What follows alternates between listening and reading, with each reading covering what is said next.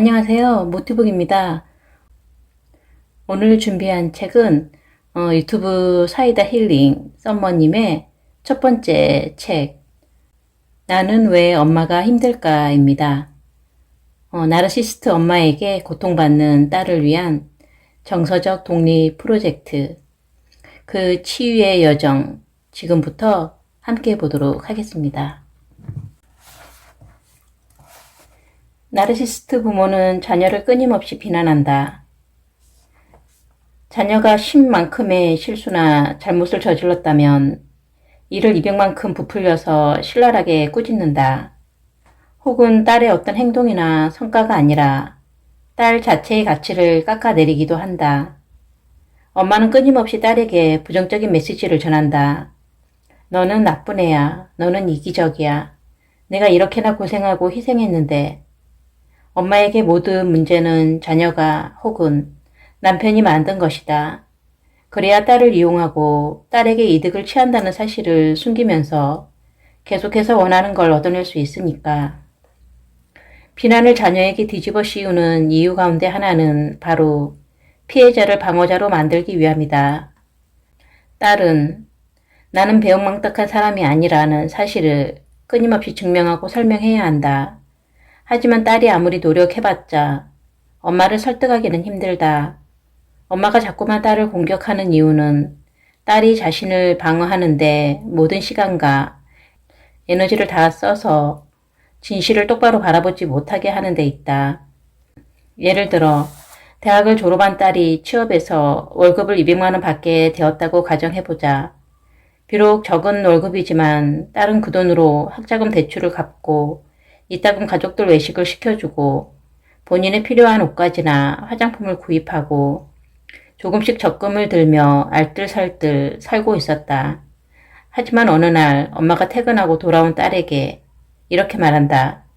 우리 가족은 돈이 없어서 고통받고 있는데 너는 혼자서 호의호식 하는구나. 가족들은 어떻게 사는지 들여다보지도 않고 저만 아는 이기적인 애 같으니라고. 딸은 자신이 절대 나쁘고 이기적이고 못된 사람이 아니라고 방어하고 설득하는 한편 엄마를 사랑하고 품어주고 이해해주려 노력한다. 하지만 딸이 최선을 다해 들어주고 참을수록 학대는 점점 더 심해지기만 한다. 피해자가 이해해주고 포용해줄수록 가해자는 이건 역시 너의 문제였군 이라고 생각하게 되기 때문이다. 엄마는 나는 완벽한데 딸이 문제를 만들었다는 생각이 점점 더 굳어진다. 나르시스트 엄마는 딸의 감정을 추측해서 말한다. 내가 이걸 도와줬는데 너는 감사할 줄을 모르는구나. 이 말을 들은 딸이 반박이라도 할라치면 엄마는 내가 언제 고맙다는 말 한마디 한 적 있느냐며 딸을 부끄럽게 만든다. 너는 가족들과 함께 시간을 보내고 싶지 않나 보구나. 내가 너희 신혼집에 자주 찾아오는 걸 싫어하는구나. 등도 마찬가지다. 엄마는 이런 식으로 딸에게 너는 나쁜 사람이야 라는 메시지를 집어넣는다. 그 결과 딸은 나로 인해 가족이 힘들어진다고 생각하게 된다. 자연스레 자신의 욕구와 필요는 우선순위에서 뒤로 밀려난다. 항상 나르시스트 엄마를 돌봐주는 일이 최우선이다. 늘 나는 나쁜 사람이라는 죄책감을 느끼고 있어서다. 엄마에게 고마워한다는 걸 증명하기 위해, 내가 가족을 소중하게 여긴다는 걸 보여주기 위해 늘 엄마의 필요를 채워준다. 엄마는 딸의 특정한 행동뿐 아니라 딸의 존재 가치 자체를 깎아내리기도 한다. 누구도 너를 가치 있게 여기지 않아 라든지 누구도 내가 사랑하는 방식으로 너를 사랑할 수 없어 라는 메시지가 그 예다. 만약 누군가 딸을 칭찬하면 엄마는 그런 건 모두 사탕 발림이나 가식이라 세뇌한다. 고백하자면 나는 태어나서 지금까지 단 한 번도 엄마에게 예쁘다는 소리를 들어본 적이 없다. 엄마는 친척들이 모이면 내 종아리가 무다리라고 눈은 볼품없이 작고 짝찢어졌다고 놀리기 바빴다. 성인이 되어서도 마찬가지였다. 취업한 후 잦은 회식으로 살이 찐 내 모습을 보고 엄마는 신랄하게 흉을 보았다. 제 등에 살이 덕지덕지 붙은 것 좀 봐. 얼마나 고기를 먹었는지. 고기 먹고 찐 살은 저렇게 덕지덕지 덩어리로 붙어서 예쁘게 보이지도 않는다니까. 당시 나는 평소 몸무게보다 고작 2에서 3kg 늘었을 뿐이었다. 내가 나의 외모 콤플렉스에서 완전히 벗어난 건 아이들 키우며 만난 수없이 많은 아기 엄마들 덕분이다. 내가 만난 아기 중 광고에나 나올 법한 인형 같은 아이는 없었다. 하지만 아기 엄마들은 모두 자신의 아이를 귀여워하고 예뻐하고 사랑스러워했다. 자기 자식은 눌린 찐빵같이 생겨도 만약 예뻐 보이기만 한다는 사실을 깨달은 나는 그제야 마음이 편해졌다. 나의 외모를 엄마에게 평생 지적당했던 건 내가 객관적으로 예쁜지 못생겼는지의 문제가 아니었던 것이다. 자신이 낳은 자식조차 있는 그대로 예뻐할 수 없는 우리 엄마의 문제였다. 나르시스트 엄마는 딸을 불안하게 만든다. 아이에게 안정감을 주는 게 부모의 역할이지만 이들은 정반대로 의식적이건 무의식적이건 자녀를 불안하게 만든다. 자녀를 불안하게 만드는 방법에는 크게 두 가지가 있다. 첫 번째는 바로 딸의 민감한 문제를 사람들 앞에서 떠벌리는 것이다. 그 이야기를 다른 사람들이 알게 되면 딸이 불안하고 부끄러워하리라는 걸 알면서 대놓고 이야기한다. 예를 들어 사춘기인 딸이 누구를 짝사랑하는데 차였다. 시집도 안 간 아가씨가 얼마 전 치질 수술을 했다고 말하는 식이다. 또 다른 방법은 딸을 직접적으로 비난하고 모욕하는 것이다. 나르시스트 엄마는 모욕적인 언사를 사용해 딸의 행동을 비난한다. 비난이 지속되면 대개는 스스로 헤어나오지 못할 만큼 자존감이 낮아지게 마련이다. 불안감이 커진 딸은 어떤 결정을 할 때 스스로 판단하기가 매우 어려워진다. 누군가로부터 확신을 받아야만 결정할 수 있다. 엄마의 끊임없는 뒷말과 피해자 코스프레로 인해 딸은 주위 사람들로부터 점차 고립된다. 인생의 중요한 결정에 관해 의논할 수 있는 사람은 이제 엄마 한 사람뿐이다. 어쩔 수 없이 딸은 엄마에게 더 의존적이 된다. 엄마에게 온전히 존중받지 못한 딸은 지독하게 낮은 자존감과 외로움에 괴로워한다. 어쩌다 좋은 남자가 접근해도 경계의 날을 잔뜩 세운다. 나 같은 여자한테 반한 건 아닐 테고 어떻게 하룻밤 자려고 수작 부리는 거 아니야? 날 가지고 장난치는 거 아니야? 딸은 자신의 존재가 끔찍하다. 그 누구도 나 따위를 사랑해줄 리 없고 엄마가 없으면 나는 쓸모없고 무의미한 존재라는 생각에 사로잡혀 있을 뿐. 딸은 현실을 직시할 수 없다. 딸에게 유일하게 가치를 주는 사람은 엄마뿐이다. 스스로 무언가를 결정하거나 확신할 수 없는 딸은 모든 걸 엄마 손에 내맡긴다. 그래서 학대를 당하면서도 엄마를 벗어날 수 없다. 딸이 고립될수록 엄마와 딸 사이의 관계는 매우 깊어진다. 자존감이 낮을수록 딸은 더욱더 엄마를 벗어날 수 없다. 누군가는 이 무한 루프를 멈춰야 한다. 그리고 그 누군가는 바로 딸인 당신이다. 나르시스트 엄마는 딸의 감정 상태라든지 행동에 대해 철저한 보상이나 벌을 준다. 상식적인 기준에서 누군가 잘못을 저질렀을 때 벌을 주는 것과는 다르다. 나르시스트 엄마가 보상이나 벌을 주는 기준은 절대적인 옳고 그름에 따르지 않는다. 바로 엄마가 원하는 것을 딸이 해주었느냐가 기준이다. 본인이 원하는 것을 해주면 상을 주고 본인이 원하는 것을 안 해주면 벌을 주는 식이다. 한마디로 철저하게 자기가 원하는 것을 얻기 위한 전략이다. 나르시스트 엄마가 원하는 것을 해줄 때만 엄마가 원하는 사람이 되어야만 딸은 사랑과 관심을 받을 수 있다. 딸이 엄마에게 받은 것은 무조건적인 사랑이 아니라 매우 조건적인 사랑이다. 나르시스트 엄마와 딸 사이에 갈등이 생기면 엄마는 딸이 지칠 때까지 괴롭히는 전략을 사용한다. 딸은 계속되는 논쟁에 지친 나머지 그냥 엄마 뜻대로 해요 라고 말해버린다. 그러면 엄마는 자신의 의견을 따라준 딸에게 보살핌이나 관심으로 보상을 해준다. 이런 패턴이 반복되면 딸은 어떤 일에든 자신의 의견을 포기하고 엄마의 의견에만 따르게 된다. 나와 엄마의 관계도 다르지 않았다. 엄마는 내가 교사가 되기를 바랬고 내 의지를 무시하고 억지로 사범대학에 진학시켰다. 졸업하면 바로 교사 자격증이 나오기 때문이었다. 처음 대학에 입학했을 때 엄마는 대학 입학금과 등록금 외에도 봄 재킷을 사주고 신입생 OT 참가비, 전공 서적, 구매비에 더해 용돈까지 챙겨주었다. 그리고 대학 입학도 하기 전부터 끊임없이 세뇌를 시켰다. 너는 이제부터 학교, 집, 도서관만 왔다 갔다 해. 너는 깔끔하지 못해. 렌즈 같은 건 관리도 못하니까 안경을 쓰고 다녀라. 치마 같은 건 입지 말고 난방 하나랑 청바지 하나로 버티면서 무조건 공부만 해. 이제부터는 무조건 전액 장학금을 받고 졸업과 동시에 임용고시에 합격해서 돈을 벌어야 해. 여자는 26살이 넘어야 사람 보는 눈이 생기니까 연애는 교사가 되고 나서 하면 된다. 이런 엄마의 바람이 이제 막 성인이 된 20살 딸에게 먹힐 리 없었다. 호기심에 가득 찼던 나는 이것저것 기웃거리며 한 학기를 보냈다. 엄마가 입지 말라는 치마를 입고 화장을 하며 친구들과 놀았다.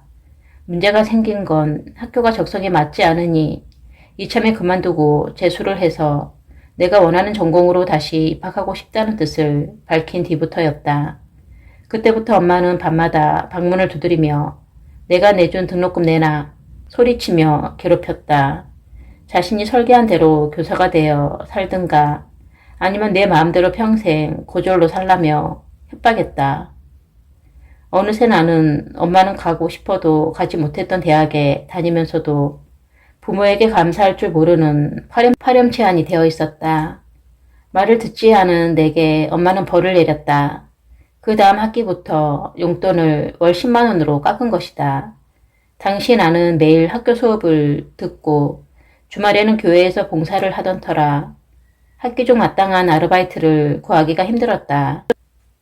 통금 시간마저 저녁 8시였기 때문에 애초 학업과 아르바이트를 병행할 조건이 아니었다. 저녁 8시 10분이 되면 어김없이 내 휴대전화는 불이 났다. 부재중 전화가 30통, 50통씩 찍혔다. 한 달 10만 원 지출 안 해서 지하철을 타고 학교에 매일 수업을 들으러 다녀야 했다. 매점에서 과자 한 봉지를 사 먹으며 하루를 버텼다. 원치 않은 전공을 억지로 공부하며 다음날 학교에 갈 차비를 100원 단위로 체크하며 살아야 했던 나는 극심한 스트레스를 받았고 큰 우울증에 빠졌다. 그로부터 1년 만에 대학을 휴학할 정도로 상황이 나빠졌다. 그런데 내가 막상 자퇴를 염두에 두고 휴학을 하자 엄마의 태도가 누그러졌다. 자칫 잘못하면 내가 학교를 자퇴해 교사 자격증을 못 딸 수도 있다는데 생각이 미쳤던 것이다. 오랜 고민 끝에 복학을 결정한 뒤 엄마는 내가 다시 반항이라도 할까봐 전전긍긍했다. 엄마는 나를 반드시 교사로 만들겠다는 일념으로 불타올랐고 나는 하루라도 빨리 졸업해서 이 지긋지긋한 집을 벗어나겠다는 일념으로 꾸역꾸역 버텼다. 내가 대학에 다니는 동안 엄마가 가장 행복해했던 순간은 내가 교생 실습을 나간 한 달이었다. 엄마는 마치 내가 당장이라도 교사가 된 듯 기뻐했다. 교생 실습에 들어가는 실습비, 새로 산 정장, 실습 마지막 날 반 아이들에게 돌렸던 햄버거 세트 비용까지 엄마가 모두 부담해 주었다. 돌이켜보면 나는 명백한 실수나 잘못을 할 때가 아니라 엄마가 정해놓은 기준을 지키지 않으려 할 때마다 끔찍한 벌을 받았다. 다른 직업을 고민하기만 해도 제 분수와 세상 물정 모르는 철없는 아이가 되어 비아냥과 조롱을 받아야 했다. 그럴 때면 밤새 거실 한가운데서 산을 향해 울부짖는 엄마의 절규가 이어졌다. 검은 머리 짐승 거두지 말라는 말이 있는데 내가 전현을 낳고 발등 찍혔습니다. 주여. 도대체 왜 제게 이런 시련을 주시나요? 이제부터 엄마가 어떻게 딸을 벌주는지 구체적으로 살펴보자. 딸이 청소년이나 성인이 되면 더는 어린아이를 혼내듯 벌줄 수 없다. 나르시스트 엄마는 딸이 떠나는 데 대한 두려움을 가지고 있다. 하지만 나르시스트 엄마가 느끼는 딸의 독립이란 우리가 흔히 빈둥지 증후군이라고 부르는 것과는 다르다. 빈둥지 증후군은 성인이 된 자녀가 독립했을 때 부모가 느끼는 상실감이나 외로움을 말한다. 이와 달리 나르시시스트 엄마가 딸을 잃는다는 건 자가 호흡을 못하는 환자에게서 산소호흡기를 떼어버리는 일과 같다. 나르시시스트의 내면에는 공허함, 자기 혐오, 분노 등 부정적인 감정이 가득 차 있다. 그래서 끊임없이 주변 사람들에게 인정과 관심, 찬사를 받아야 하며 자신의 부정적인 감정을 던질 감정 쓰레기통이 필요하다. 나르시시스트 엄마에게 딸은 한마디로 산소호흡기 같은 존재다. 하지만 딸은 성장하면서 자연스레 엄마로부터 독립할 수밖에 없다. 취업이나 결혼을 통해 독립할 수도 있고 스스로의 의지로 엄마를 떠날 수도 있다. 각각의 상황에서 나르시시스트 엄마가 어떻게 대응하는지 살펴보자. 죄책감은 공감 능력이 뛰어난 딸을 옆에 붙들어 두고 내가 원하는 방향대로 휘두를 수 있는 아주 좋은 도구가 된다. 죄책감을 사용하면 딸이 느끼는 감정, 반응, 행동까지 모두 통제할 수 있다. 가장 대표적인 방법은 본인의 희생을 강조하는 것이다. 내가 우리 가족을 위해 얼마나 큰 희생을 했는지 끊임없이 말한다. 엄마의 이야기를 들은 딸은 엄마 말을 듣지 않으면 큰 죄를 지은 듯한 죄책감에 휩싸인다. 우리 엄마는 불쌍한 사람이야. 이 때문에 엄마가 내가 겪고 있는 문제의 원인이었음을 깨닫는다 해도 엄마를 거부하거나 버리고 떠나기 어렵다. 나르시시스트 엄마는 자신의 희생을 강조함과 동시에 돌봄을 해준다. 예를 들어 옷을 사준다든지 시집간 딸에게 반찬을 해다 준다든지. 그러면 딸은 내가 정말 나쁜 사람이 된 것 같은 기분이 든다. 실제로 많은 딸이 이렇게 이야기한다. 썸머님이 예로 든 이 이야기는 우리 엄마랑 정확하게 일치해요. 하지만 저희 엄마는 정말 고생을 많이 하셨고 진짜 힘들게 사셨거든요. 그러나 생각해보자. 과연 우리 부모님 세대에 남녀 차별 한 번 받지 않고 상처나 어려움 없이 산 사람들이 있을까? 굳이 부모 세대가 아니라 우리도 마찬가지다. 학창시절에 괴롭힘이나 왕따를 한 번도 안 당하고 집에서 사랑만 받고 사회에서 부당한 대우 한 번 경험해보지 않은 사람이 과연 몇이나 될까? 내가 부모에게 죽을 만큼 맞고 자랐다고 해서 내 자녀를 죽을 만큼 때려도 되는 걸까? 내가 부모에게 성적인 학대를 받았다고 해서 내 자녀를 성적으로 학대해도 될까? 아니다. 눈에 보이지 않는 정서적 학대 역시 마찬가지다. 내가 피해자였다고 해서 나의 가해가 정당화될 수는 없는 노릇이다. 나르시시스트 엄마의 특징은 끊임없이 주변 사람들 흉을 본다는 것이다. 무능한 남편이 자기를 얼마나 고통스럽게 했는지 하소연하고 고모를 비롯한 아빠의 친가, 친척이 얼마나 엄마를 무시하고 이간질했는지, 할머니가 얼마나 개념 없고 무식한 노인인지, 작은 어머니가 얼마나 얌체 같고 여우 같은지 딸에게 이야기한다. 이런 이야기를 들은 딸은 자연스레 엄마가 불쌍하다는 생각을 가지게 된다. 한 번은 우리 엄마가 나의 가장 친한 친구 엄마를 동네에서 만났는데 그날 엄마는 좀처럼 분을 삭히지 못하고 나에게 씩씩거리며 이야기했다. 그 여자가 요즘 내가 무슨 일을 하는지 꼬치꼬치 캐묻는 거야. 내가 대충 얼버무리니까 어찌나 공격적으로 나왔는지 몰라. 분명히 나와는 큰 상관이 없는 일이었는데 그 이야기를 듣고 난 뒤로 나는 내심 친구에게 서운한 마음이 들었고 그러다 그 친구와 조금씩 사이가 멀어지고 말았다. 나의 경우처럼 엄마의 뒷말을 들은 딸은 엄마를 괴롭힌 주변 사람들, 즉 자신의 아버지, 남편, 친척, 이웃에 대해 은연중에 거부감을 느끼게 된다. 그렇게 되면 주변 사람들과 관계가 멀어져 홀로 고립되어 버린다. 결국 딸 주변에 남는 사람은 엄마 한 사람뿐이다. 그렇게 딸은 다시 엄마에게 철저히 의존하게 된다.